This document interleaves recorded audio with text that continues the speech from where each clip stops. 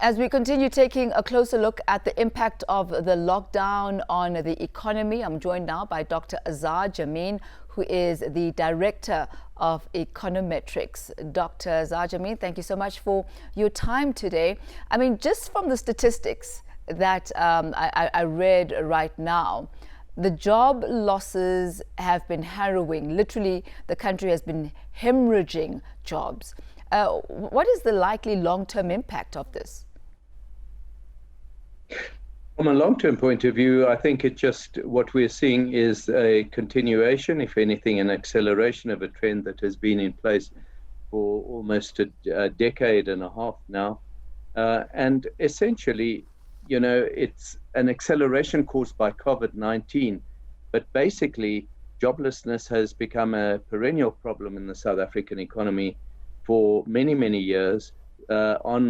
And the fundamental reason is that the educational system in South Africa is just not producing people with skills that can add value to the economy in such a way as to make them employable. And the result is that more and more people are just losing the ability to actually get jobs. And this is resulting in a permanent unemployment situation.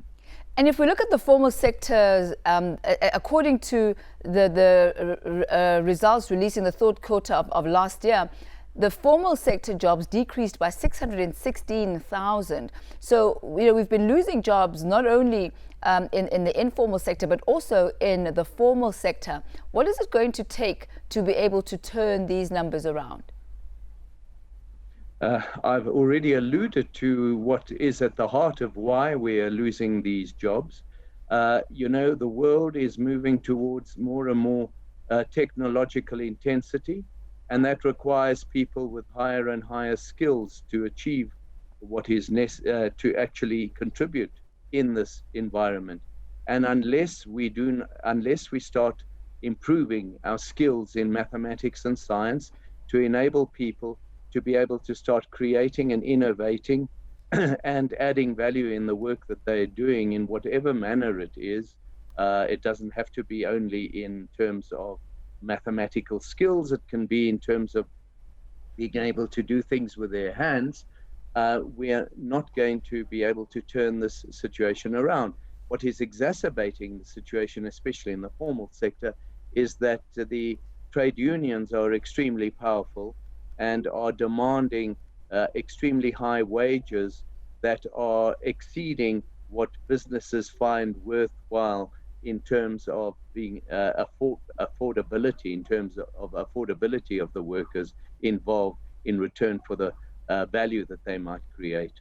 And just your thoughts on this. The world globally was really moving towards automation already, even before COVID-19. But has COVID-19 accelerated the rate of automation? Has it put more pressure for more people to be tech savvy and be able to use, I guess, the mathematics and science and the infrastructure in order to be able to fulfill their jobs?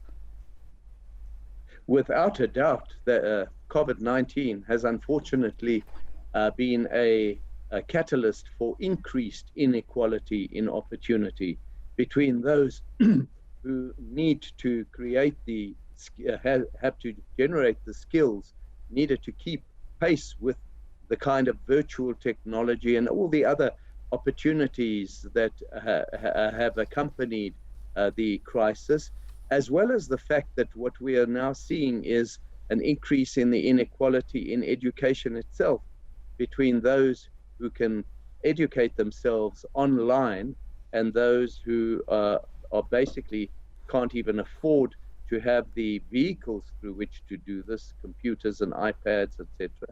And so it is exacerbating kind of situation where inequality is increasing and where people are likely to lose their jobs more abundantly than before.